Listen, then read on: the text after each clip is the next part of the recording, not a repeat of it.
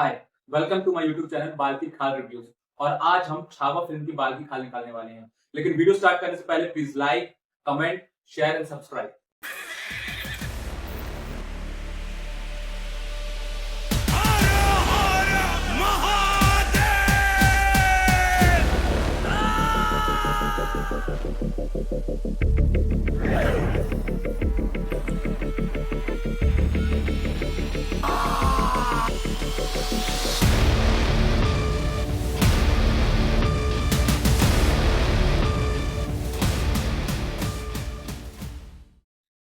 छावा छत्रपति संभाजी महाराज जी के जीवन पे एक फिल्म है। और इस फिल्म में जो उनके लाइफ में इंसिडेंट सबसे ज्यादा फेमस हुए थे उनको लेकर बनाई गई है, जैसे कि बाघ वाली फाइट। हालांकि फिल्म में शेर के साथ फाइट दिखाई गई है, इसके बारे में बाद में बात करेंगे। कॉन्स्पिरेसीज जो सोयराबाई, अन्नाजी दत्त और दूसरे मिनिस्टर्स ने की थी मिलकर अंगमेश्वर में, जैसे कनौजी सिरके ने धोखा देकर छत्रपति संभाजी महाराज जी को फड़वाया था। औरंगजेब की आर्मी के साथ फाइट और औरंगजेब ने कैसे टॉर्चर करके छत्रपति संभाजी महाराज जी को मारा। बट इसके अलावा छत्रपति संभाजी महाराज जी के बारे में और भी खास बातें थी और कई इंसिडेंट थे, जैसे कि संस्कृत के अलावा इन्हें 13 भाषाएं आती थी। कई प्रकार की युद्ध कलाओं में माहिर थे और इन्होंने अपनी लाइफ में 127 बैटल्स लड़ी और 127 की 27 बैटल इन्होंने जीती। आज तक एक बैटल नहीं हारेगी। और जैसे इंसिडेंट वॉर बैटल्स, गोवा वाला जिसमें पोर्चुगीज के साथ इनकी वॉर हुई थी और उसमें ये जीते भी थे, मैसूर वाला वॉर।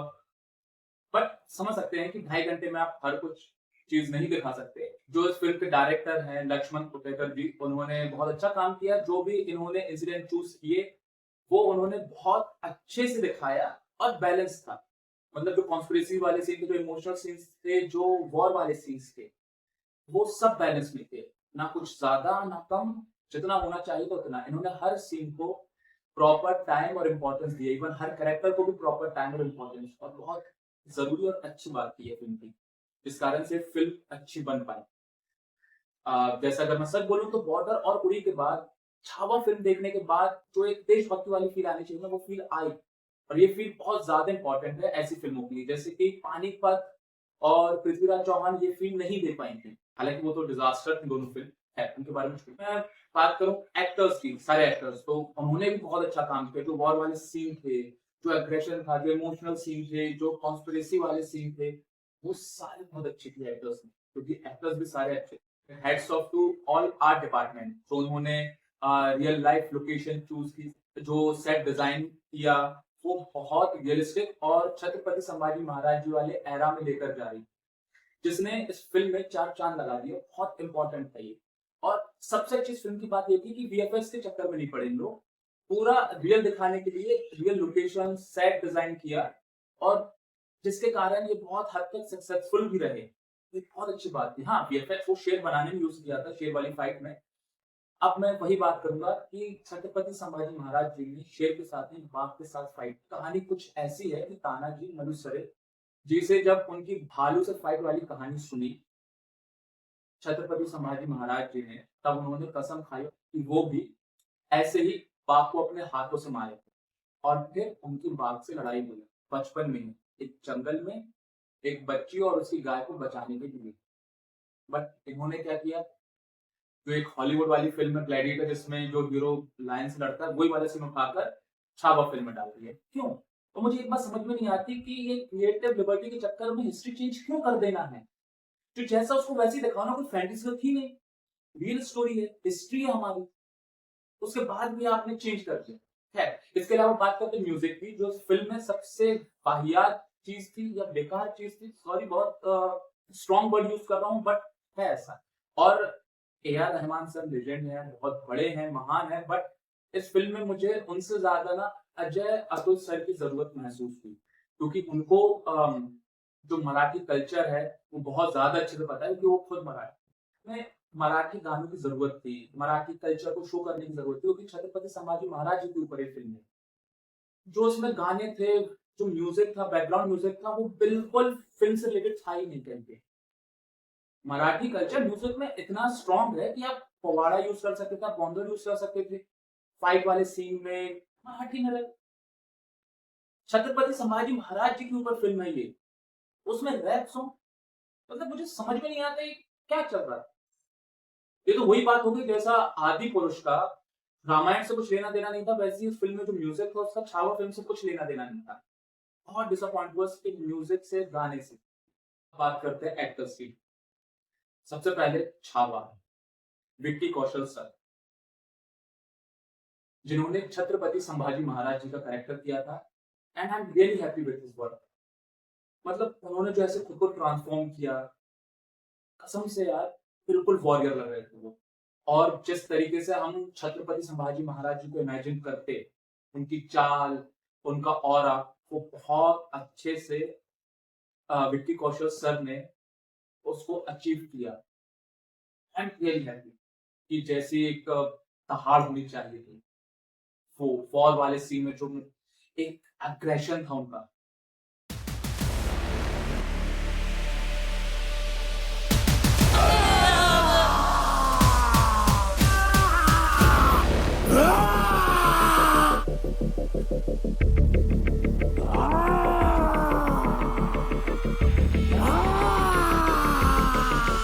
भाई साहब गूज़बम्प्स आ गए, रोंगटे खड़े हो गए थे मेरे उस सीन देख के। और जो उनका आखिरी वाला सीन था जिसमें जब औरंगजेब उनको टॉर्चर कर रहा था।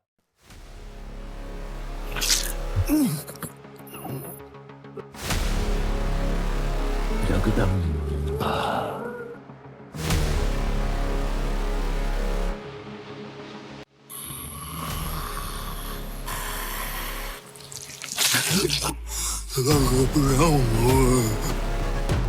तब वो इंटेंसिटी और उसके अलावा जो इमोशनल सीन थे, बहुत अच्छे थे उनके सारे। नहीं तो आजकल लोग तो स्टोन फेस लेके पूरी मूवी कर डालते हैं। लेकिन तुम हाथी से उतरे क्यों? है बट मुझे ना एक सीन में कमी लगी, वो और बेहतर हो सकता था।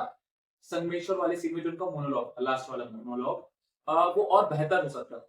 उसमें मुझे टेक्निकल दिक्कत थी, फीलिंग उनकी बहुत अच्छी थी, इमोशंस बहुत अच्छे थे, बट टेक्निकल उनकी आवाज की मुझे दिक्कत थी कि जब वो एक बहुत जोर से एक नारा लगा रहे थे ना, तो उसमें वो आवाज स्ट्रॉन्ग नहीं हुई जो यूजुअली उनकी पूरी मूवी में स्ट्रॉन्ग थी आवाज, एक दहाड़ टाइप की फील आ रही थी। वो उस मोनोलॉग में ना वो दहाड़ नहीं निकली, वो और बेहतर हो सकता। पर उसके अलावा उनका काम बहुत अच्छा लगा। और सबसे ज्यादा खुशी मुझे इस बात की है कि उन्होंने प्रोड्यूसर का पैसा बर्बाद नहीं किया, उन्होंने प्रॉपर बॉडी बनाई। ओ सॉरी, गलत सीन लगा दिया। और उनकी दाढ़ी और मूछें वो भी असली थी। सॉरी यार, शायद फिर से गलत सीन लग गया। टोटल देखा जाए तो विक्की कौशल सर ने छत्रपति संभाजी महाराज जी का किरदार बहुत अच्छे से निभाया। बट अब बात करते हैं औरंगजेब, हो गया है।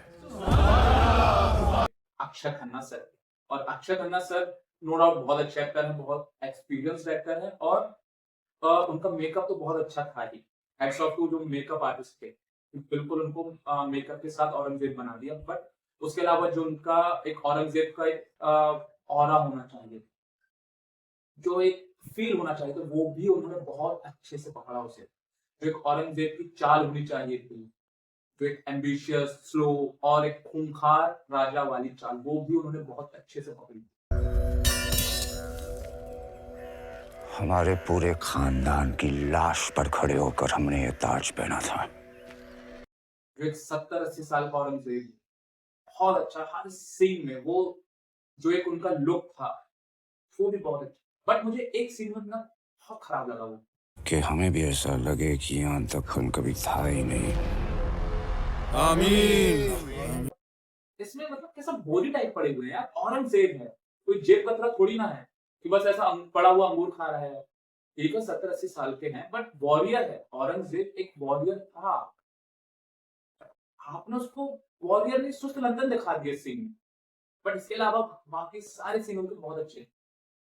अब बारी आती है जसूबाई, रश्मिका मंदाना जी। इनका काम मुझे अच्छा लगा, बट और बेहतर हो सकता था। जैसे कि जो इनका इमोशनल वाले सीन थे, फैमिली वाले सीन थे, क्योंकि हम सिर्फ आपकी धर्मपत्नी नहीं, श्री सखी भी है। वो उन्होंने बहुत अच्छी की, बट जो एक रानी वाला एटीट्यूड होना चाहिए था। जिस सुंदर लिखावट से हम स्वराज का सफल इतिहास लिखवाना चाहते थे, उसी लिखावट से आपने महाराज को इतिहास बनाने का प्रस्ताव लिख दिया। वो उनमें मुझे कहीं से नहीं दिखा, वो और बेहतर हो सकता। ये संभाजी की वाइफ लगी, बट छत्रपति संभाजी महाराज जी की वाइफ नहीं है। आप बात करते हैं दिव्या दत्ता जी की, उन्होंने किया था सोयराबाई जी का कैरेक्टर, और इनके बारे में तो भाई साहब मतलब क्या ही बोलूं। जो एम्बिशियस दिखना था, कनिंगनेस, जो स्ट्रॉन्ग कैरेक्टर, और जिस टाइप का एटीट्यूड, ईगो महारानी वाला, वो बहुत अच्छे से उन्होंने दिखाया। राजे तो हमारे राम राजे ही है।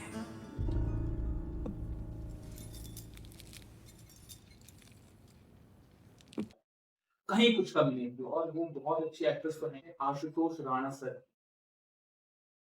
इन्होंने हम भी राव मोहिते का कैरेक्टर किया था। और इनके बारे में तो यार मतलब इन्होंने आज तक जितने भी रोल किए हैं बहुत अच्छे किए हैं, बहुत कैरेक्टर किए, और इसमें भी इन्होंने बहुत अच्छे से किया है।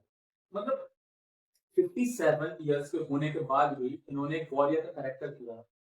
हाँ, हम्बीराव मोहिते जब उनकी डेथ हुई थी वो 57 के, बट स्टिल वॉरियर एक वॉरियर ही होता है और एक नॉर्मल इंसान नॉर्मल होता है, और उसके बाद भी इन्होंने इतने अच्छे से वो कैरेक्टर निभाया, वो मुझे बहुत अच्छा लगा। और इनके सारे सीन अच्छे थे, बट सबसे अच्छा सीन मुझे इनका जो हम्बीराव मोहिते का और सोयराबाई का साथ में सीन होता है। बड़े महाराज ने स्वराज का बीज बोया था, इसलिए आप राजमाता हैं।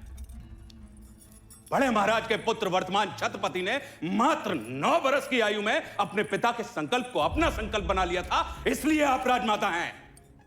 इस दक्खन का प्रत्येक मराठा होश संभालते ही स्वराज की रक्षा का संकल्प लेता है, इसलिए आप राजमाता हैं।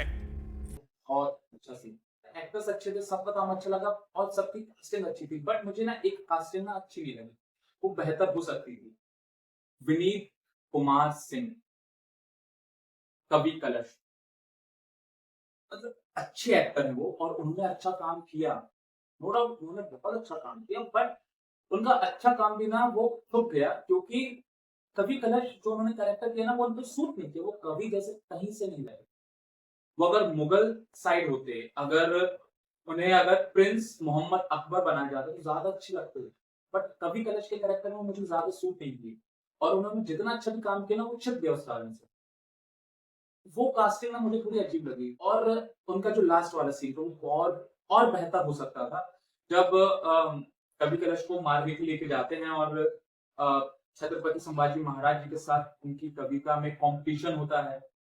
लास्ट टाइम वो एक जोर जोर से कविता पढ़ रहे हैं, वो इमोशन बहुत अच्छा था, लिटरली ऐसा गूज़बम्स आ रहे थे। बट टेक्निकल दिक्कत यहाँ पे ये थी कि उनकी ना आवाज बिल्कुल ना फट गई, चीखें निकल गई थी उनकी, और वो आवाज बिल्कुल क्लियर नहीं आ रही थी, उनके डायलॉग क्लियर नहीं आ रहे थे, और बहुत खराब चीज लग रही थी। एक एक्टर तो बहुत तू माटी का लाल है, कोई कंकड़ या धूल नहीं। तू समय बदल के रख देगा, इतिहास लिखेगा भूल नहीं। वो और बेहतर हो सकता था, पर उसके अलावा उनका काम अच्छा। तो टोटलिटी में ये मूवी मुझे बहुत अच्छी लगी, और अगर मैं रेटिंग करता हूँ छावा फिल्म को, तो 5 स्टार में से मैं 3.5 देना चाहूँ। तो उम्मीद करता हूँ छावा फिल्म के ऊपर जो मैंने रिव्यू दिया वो आपको पसंद आए, तो please like, comment, share and subscribe. Thank you, bye.